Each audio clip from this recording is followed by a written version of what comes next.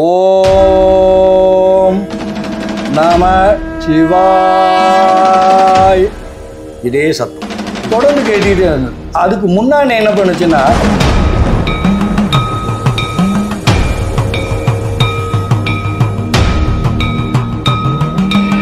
பட்டு வேட்டி, பட்டு சட்டை, பட்டு தலையில் ஒரு துண்டு கட்டிட்டு ஒருத்தர் பீடி எடுத்துட்டு அந்த பாறையில் நின்று அப்படி சாஞ்சிட்டு ஒரு காலை தூக்கி இப்படி நின்றுட்டு இப்படி வச்சுட்டு இப்படி ஊதுறார்.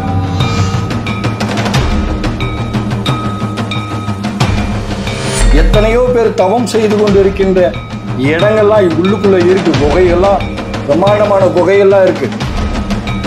ஏய் என்ன போ அப்படின்னு ஒரு சத்தம். அந்த சத்தத்தில் நான் என்ன பண்ணிட்டேன், ஓ இருந்தாலும் கன்ஃபார்மா உண்டியல் திருடுறதுக்கு தான் வந்துட்டாருன்னு சொல்லிட்டு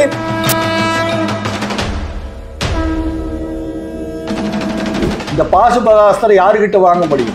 சிவபெருமான் கிட்ட மட்டும்தான் வாங்க முடியும். அந்த பாசுபதாஸ்திரம் எங்க வாங்குறதுன்னு அர்ஜுனன் கேட்கிறாப்புல. அர்ஜுனனும் சிவபெருமானும் சண்டை போட்டுக்குவாங்க. அர்ஜுனனை தூக்கி வீசுவார். தூக்கி வீசின இடம், கீழே விழுந்த இடம். இன்னைக்கு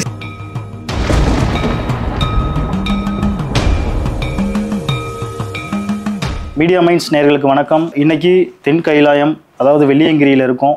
ஸோ இந்த பகுதியில் கோரக்க சித்தர் பீடம் அப்படின்ற ஒரு பீடம் வந்து பார்த்தோம். அங்கே வந்து பார்க்கும்போது சாமி உதயகிரி அப்படின்றவர் வந்து சின்ன வயசுலேருந்து இந்த பகுதியிலேயே வாழ்ந்து ஸோ இங்கே வந்து ஒரு சித்தர் பீடம் அமைச்சு வழிபாடு நடத்திட்டு இருக்காரு. அவர் தான் இன்னைக்கு நம்ம கூட இணைஞ்சிருக்காரு. சாமி வணக்கம். நாடுடைய சிவனை போற்றி, எந்நாட்டவருக்கும் இறைவா போற்றி, ஏகம்பத்தினுள் ஏண்டாய் போற்றி, பாகம்பெண் உரானாய் போற்றி, காவாய் கலகதரலை போற்றி, கைலை மலையானே போற்றி போற்றி. சிவபெருமான் வந்து தவ நிலையில வந்து மேலே இருக்காரு, தவம் பண்ணுறதுக்காக வந்தார்.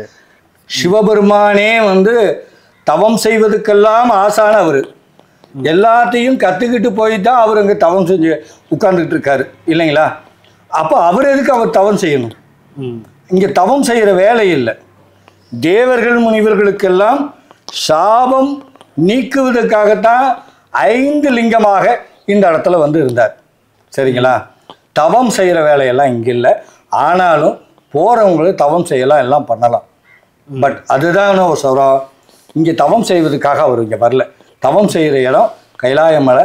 ஆனாலும் சில அற்புதங்களை எல்லாம் இந்த மலை மேலே நான் பார்த்துருக்கேன். என்ன மாதிரியான அற்புதங்கள்லாம் பார்த்துருக்கீங்க? சிவவாதியம் இருக்கு இல்லையா? சிவவாதியங்கள் முழங்க சும்மா இருக்கிற நேரத்தில், இரவு நேரத்தில் அந்த இடத்துல வாதியங்கள் முழங்க இறைவனுக்கு பூஜை நடக்குது. அது எப்படி சொல்கிறேன் அப்படின்னா, அர்ஜுனன் தவம் செய்த பாறை ஒன்று இருக்குது கீழே. அங்கே நான் வந்து இரவு நேரத்தில் படுத்திருந்தேன். அப்போல்லாம் யாரும் இல்லை, ஆளுகள் இருக்காங்க. அந்த பக்கம் கடை போட்டிருப்பாங்க. அப்போ கடை போடுறதுக்கும் பஞ்சவாதியம் வாசிக்கிறதுக்கும் நம்மளுக்கு தெரியாதா? தெரியும். அப்போ என்னடா சரி ஏதோ ஆட்கள் எல்லாம் வர்றாங்க போல இருக்கே அப்படின்னு நினச்சி எந்திரிச்சு இப்படி பார்த்தேன். ஒருத்தரையுமே காணும். மேலையும் சீசன் டைம்ல, இந்த மாதிரி சீசன் டைம் அன்டைம் ரொம்ப கூட்டம் கிடையாது. சும்மா ஒரு 10 பேர் 20 பேர் போகிற நேரத்தில் தான் நான் பயணம் பண்ணுவேன். அப்படி இருக்கும்போது பார்த்தா யாருமே இல்லை. என்னடா யாருமே இல்லாமல் எப்படி இந்த வாத்தியங்கள் வாசிக்குது அப்படின்னு சொல்லி இங்கே ஒரு பாட்டி ஒருத்தங்க இருந்தாங்க, என்னைய வளர்த்துறவங்க. அவங்ககிட்ட எல்லாம் நாங்கள் கேட்கும்போது, இல்லை தம்பி, அந்த இடத்துல இயற்கையாகவே சிவபெருமானுக்கு சிவவாத்தியங்கள் முழங்க அங்கே பூஜை நடக்குது அப்படின்னு அவங்க சொன்னாங்க. அதுக்கப்புறம் அந்த மீன் பாறைன்னு சொல்கிறாங்க இல்லையா, மீன் பாறைன்னு சொல்லுவாங்க, அந்த இடத்துல உட்காந்து தவம் பண்ணிட்டு இருந்தேன். தவம் பண்ணும் பொழுது கூட எங்கூட இன்னொருத்தர் வந்திருந்தார். அது பார்த்தீங்கன்னா பாறை இப்படி இருக்கும், இப்படி இருந்திருக்கும் வாய் மாதிரி. இந்த இடத்துல உட்காந்து பார்த்தா இந்த பக்கம் டீலா, பயங்கரமான டீலா. அந்த பக்கம் ஒன்றும் உளுந்தோம்னா ஒன்றும் எடுக்க முடியாது. அந்த மாதிரி இடத்துல தவம் பண்ணிட்டு இருக்கும்போது ஓம் நம சிவாய் இதே சத்தம் தொடர்ந்து கேட்டுக்கிட்டே இருந்தது. அதுக்கு முன்னாடி என்ன பண்ணுச்சுன்னா, விபூதியினுடைய வாசம், மல்லிகைப்பூ வாசம், அதுக்கப்புறம் ஒரு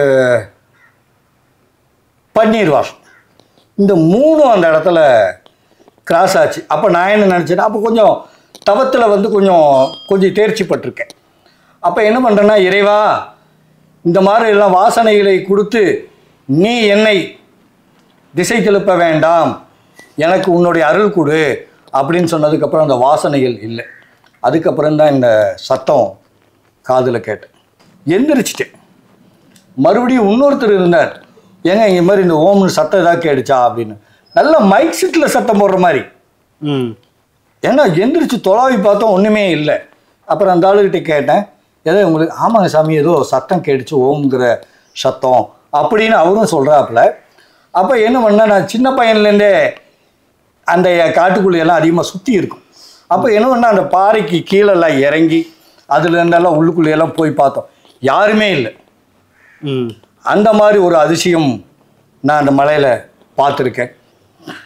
இதுவரைக்கு வெள்ளியங்கிரி பற்றி மக்களுக்கு தெரியாத அதிசயங்கள் நடந்திருக்கா? பொய்யெல்லாம் சொல்லலை, பொய்யெல்லாம் சொல்லலை, உண்மையாக சொல்கிறேன். நான் கும்பிடக்கூடிய கோரக்கர் மேலே ஆணையாக சொல்கிறேன். அங்கே நடந்தது, நான் கண்டது அத்தனையும் உண்மை. சரிங்களா? நான் யாருக்கிட்டும் பொய் சொல்லி தன்னை உயர்த்தி இதெல்லாம் பண்ண வேண்டிய அவசியம் எனக்கு கிடையாது. இதெல்லாம் பார்த்ததெல்லாம் உண்மை. அந்த டீலாவில் உட்கார்ந்து தவம் பண்ணிட்டு இருக்கும் பொழுது கூட அந்த கண்ட காட்சி உண்மை. அதுக்கு பிறகு இன்னொன்று எனக்கு காட்சி கொடுத்தார். என்ன கொடுத்தாருன்னா, அப்போ தான் நான் அந்த இடத்துல போய் பூஜை பண்ணுறதுக்காக அங்கே போய் தங்கியிருப்போம். ஒரு வாரம் 10 நாள் எல்லாம் அங்கே தங்கியிருப்போம். அந்த தங்கியிருந்த காலகட்டத்தில் பாத்ரூம் போகிறதுக்கு சாமியோடைய பின்பக்கத்தில் கொஞ்சம் பின்னாண்ட இப்படி போவோம். அந்த மீன்பாறை மீன்வாய் குகை போகிற தரத்தில் போவோம். அங்கே போகிற இடத்துல ஒருத்தர் மாலை நேரம் வெயில் சாஞ்சு இருக்கிறதுக்கு வெயில் கொஞ்சமாக இருக்கு அப்படின்னு வச்சுக்கோங்க. அந்த நேரத்துக்கு அப்படி போகிறோம். நான் மட்டும்தான் போகிறேன். போகும் பொழுது வெள்ளை வேட்டி, எதுவும் பட்டு வேட்டி, பட்டு சட்டை, பட்டு தலையில் ஒரு துண்டு கட்டிட்டு ஒருத்தர் பீடி எடுத்துட்டு அந்த பாறையில் நின்று அப்படி சாஞ்சிட்டு ஒரு காலை தூக்கி இப்படி நின்றுட்டு இப்படி வச்சுட்டு இப்படி ஊதுறார். நான் அப்படியே பார்க்குறேன், என்ன யாது இங்கே நிற்கிறீங்க, எங்கிட்ட 2 மனம் பேசுது உள்ள. இந்த மனுஷன் இவ்வளவு அழகாக இருக்குது, பட்டு வேட்டி கட்டிகிட்டு இருக்காரு, ஒரு அழுக்கும் கூட கிடையாது அப்படின்னு ஒன்று நினைக்குது. இன்னொன்று உண்டியல் திருடுறதுக்கு ஏதாவது வந்திருப்பாரோ அப்படின்னு இன்னொரு மனம் நினைக்குது. ஒரு மலை ஏறி வந்தாலும் கூட இவ்வளோ அழுக்குகள்லாம் இருக்குமே, இவ்வளோ சுத்தமாக இருக்குது அப்படிங்கிற ஒரு மனம். சரின்னு போயிட்டு அவர்கிட்ட போய், என்னங்க ஏன் அங்கே நிற்கிறீங்க அப்படின்னு கேட்குறேன். ஒரு அதட்டலான ஒரு சத்தம், ஏய் என்ன போ அப்படின்னு ஒரு சத்தம். அந்த சத்தத்தில் நான் என்ன பண்ணிட்டேன், ஓ இந்த நாள் கன்ஃபார்மாக உண்டியல் திருடுறதுக்கு தான் வந்துட்டாருன்னு சொல்லிட்டு கீழே ஆளுகளை கூப்பிட்டு கோயிலேருந்து கீழே அடிவாரம் இல்லை, மேலே இருக்கக்கூடிய கோயிலேருந்து ஆளுகளை கூப்பிட்டு அங்கே போகிறேன். அந்த ஆள் மனுஷன் அங்கே இல்லை. ஆனால் அந்த இடத்துல வாடாத ஒரு பன்னீர் ரோஸ் அந்த இடத்துல இருந்தது. அப்போ நான் பார்த்தேன், என்னடா பன்னீர் ரோஸ் மட்டும்தான் இருக்குதே, ஒன்றே அப்போல்லாம் கொஞ்சம் சின்ன பசங்க தான், ஒன்றும் அந்த அளவுக்கெல்லாம் பெருசாக விகிரமெல்லாம் எங்களுக்கு தெரியாது. அப்போ உடனே பன்னீர் ரோஸ் எடுத்துகிட்டு, சரி யாரோ தெரியல, இங்கெல்லாம் சித்தர்கள் நடமாட்டம் இருக்கு இல்லையா ஐயா, நான் ஏதாவது தப்பாக பேசியிருந்தேன் என்னை மன்னிச்சுக்குங்க அப்படின்னு சொல்லிட்டு அந்த பன்னீர் ரோஸ் எடுத்து ஜோப்பு அப்போ டவுசர் போட்டுக்கோம். அப்போ அந்த டவுசரில் அந்த ரோஸை வச்சுக்கிட்டு இந்த மாதிரி ஒரு அற்புதங்களையும் அந்த மலை மேலே நாங்கள் பார்க்க முடிஞ்சது. சித்தர்களோட நடமாட்டம் அப்படின்னு சொல்லியும் நீங்கள் பேசியிருந்தீங்களா? சித்தர்களோட நடமாட்டம் இன்னமும் இருந்துட்டு இருக்கா மலை? ஐயா, முழுக்க பார்த்தீங்கன்னா கைலாயத்தில் யார் இருப்பா? தேவர்கள் முனிவர்கள் எல்லாருமே கைலாயத்தில் அமர்ந்து தானே உட்கார்ந்துருப்பாங்க. அப்போ சித்தர்கள் இல்லாத இடமா இருக்கும். இன்னொன்று பார்த்துக்குங்க, இந்த நேர் ஆதியோகி சிலை இருக்கு இல்லையா, அதுக்கு முன் பக்கத்தில் ஒருத்தருடைய சமாதி ஒன்று இருக்கு. அந்த சமாதி கிட்ட நாங்கள் உட்கார்ந்து பார்த்துருக்கும் பொழுது ஆப்போசிட்டில் இருக்கக்கூடிய ஒரு மலையிலிருந்து ஒரு ஒளி, என்னடா ஒளி மாதிரி போகுதே அப்படின்னு சொல்லி நல்லா உன்னிப்பாக பார்க்கும்போது, ஏதோ சாட்டிலைட்டில் ஏதோ போயிட்டுருக்கு, இல்லைன்னா ஏதோ ஃப்ளைட் ஏதோ போயிட்டுருக்கு அப்படின்னு. அது ஃப்ளைட் போச்சுன்னா இப்படி எல்லாம் போகும், இது அப்படி போகல, நேரடியாக மலையிலிருந்து இப்படியே ஏறி போகுது. அப்படியே மலை மேலே ஏற ஏற ஏற ஏற நாங்களும் பார்க்குறோம், நல்ல உன்னிப்பாகவும் பார்த்தோம். அது உண்மையாகவுமே சித்தர்கள் தன்னுடைய உடலை ஒளி உடம்பாக்கி போகிறாங்க அப்படிங்கிறது உண்மை. எத்தனையோ பேர் தவம் செய்து கொண்டு இருக்கின்ற இடங்கள்லாம் உள்ளுக்குள்ளே இருக்குது. குகைகள்லாம் பிரம்மாண்டமான குகைகள்லாம் இருக்குது. ஆனால் அதெல்லாம் வந்து காட்டி கொடுக்கக்கூடிய அளவுக்கு போகக்கூடிய அளவுக்கு இப்போல்லாம் கிடையாது. பாரத போருக்கே இந்த மலை வந்து பாசுபதாஸ்திரம் கொடுத்த மலை இந்த மலை. அப்போ என்ன சொல்கிறாருன்னா, கிருஷ்ணர் வந்து சொல்கிறார், எப்படியும் உங்களுடைய வனவாசங்கள் முடிவடைந்தது, நீங்கள் எப்படியும் நீங்கள் போய் கேட்டீங்கன்னா நாட்டை கொடுக்க மாட்டாங்க, அதனால பாசுபதாஸ்திரம் ஒன்று வாங்கி வச்சுக்கோ அப்படின்னு கேட்குறாங்க. இந்த பாசுபதாஸ்திரம் யாருக்கிட்ட வாங்க முடியும்? சிவபெருமான் கிட்ட மட்டும்தான் வாங்க முடியும். அந்த பாசுபதாஸ்திரம் எங்கே வாங்குறதுன்னு அர்ஜுனன் கேட்குறாப்புல. என்ன சொல்றார்? கைலாயம் செல் அப்படிங்கிறார். இந்த கிருஷ்ணன் சொல்றாரு, நீ தென் கைலாயத்தில் போய் வாங்கு, தவம் செய், வாங்குங்கிறார்.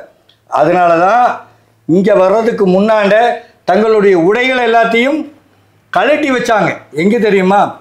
ஐவர் மலையில். ஐவர் மலையில் இன்னைக்கு என்ன பேர்? அந்த மலைக்கு பேர் ஐவர் மலை. ஐவர்னா யாரு? பஞ்சபாண்டவர்கள். பஞ்சபாண்டவர்களுடைய கோயில் தான் அங்கே இருக்கு.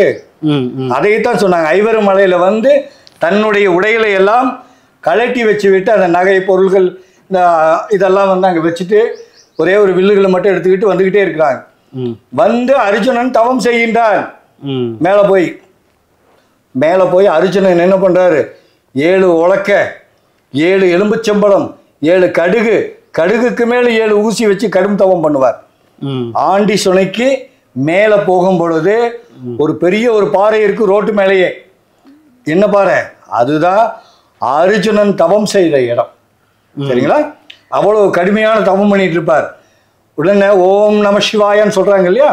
அப்ப சொல்லும் பொழுது சிவபெருமானால் அங்க உட்கார்ந்து தவம் பண்ண முடியல. அந்த தவம் பண்ணிக்கிட்டு இருக்கிற போது என்ன ஆகிறதுன்னா, அவருக்கு ரொம்ப டிஸ்டர்ப் ஆகும்போது உடனே அக்னி வாங்க அப்படிங்கிறாங்க. உடனே அக்னி வரார்.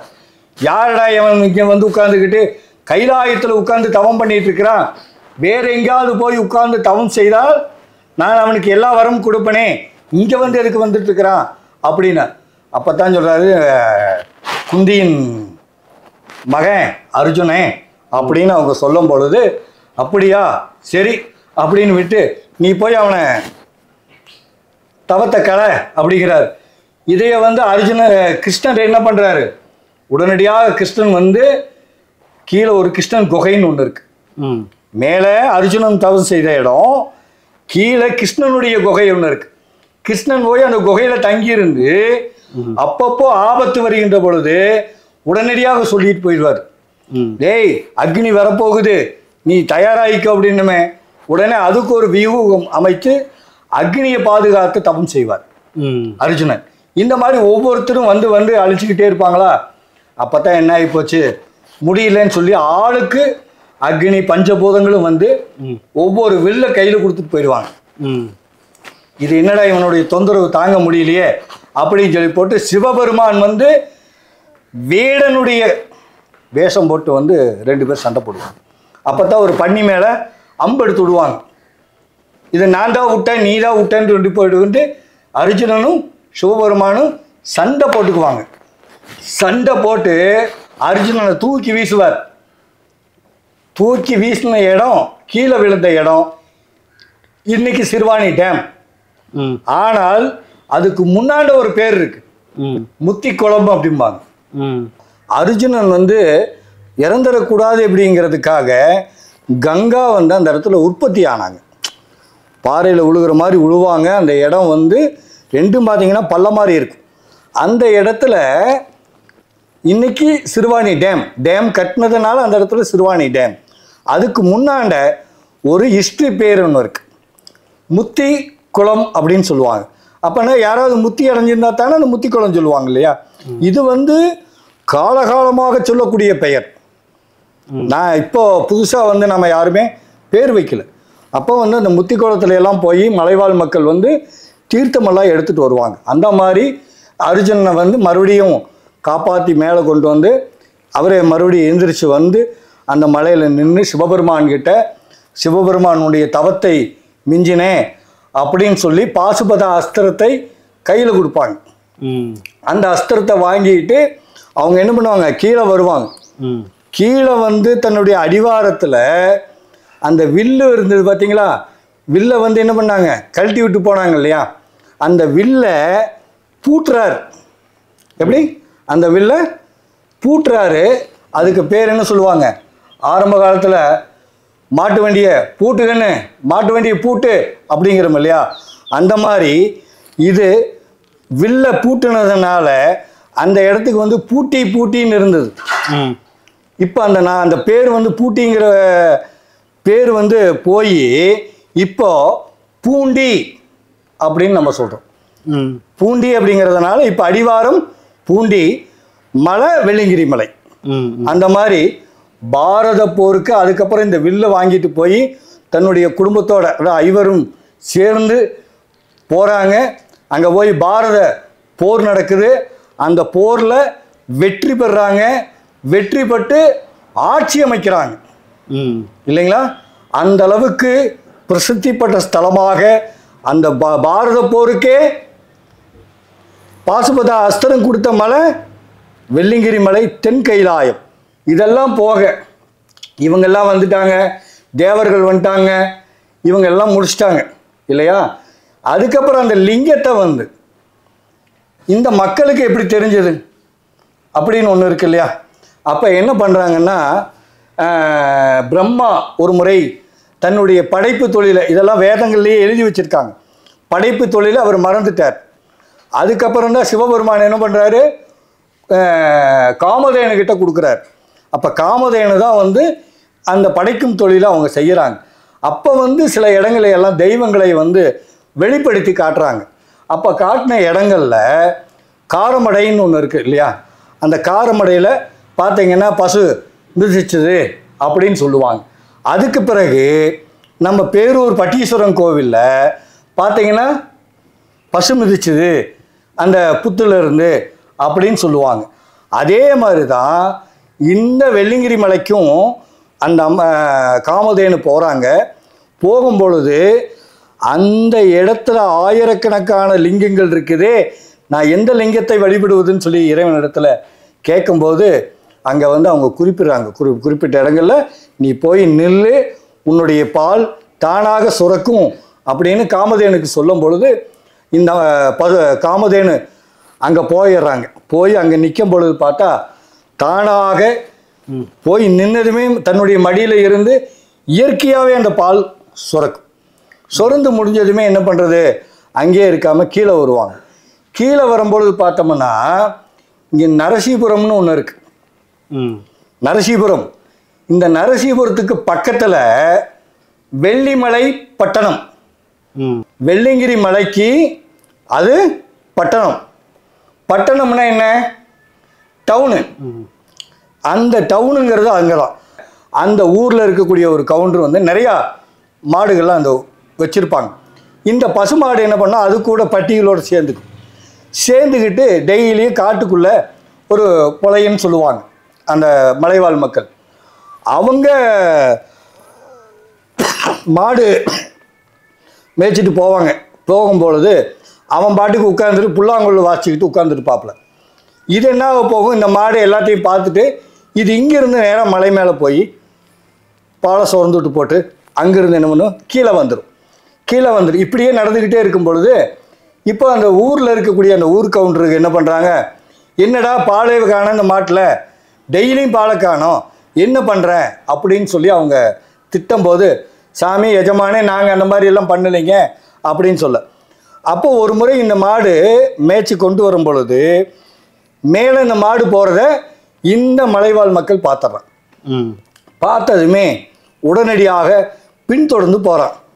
போனதுமே அந்த 7வது மலையில் இருக்கக்கூடிய அந்த குகையில் அந்த லிங்கத்துக்கு மேலே பால் இயற்கையாகவே தானாக சுரந்ததை இந்த மலைவாழ் மக்கள் பார்த்துட்றாப்புல.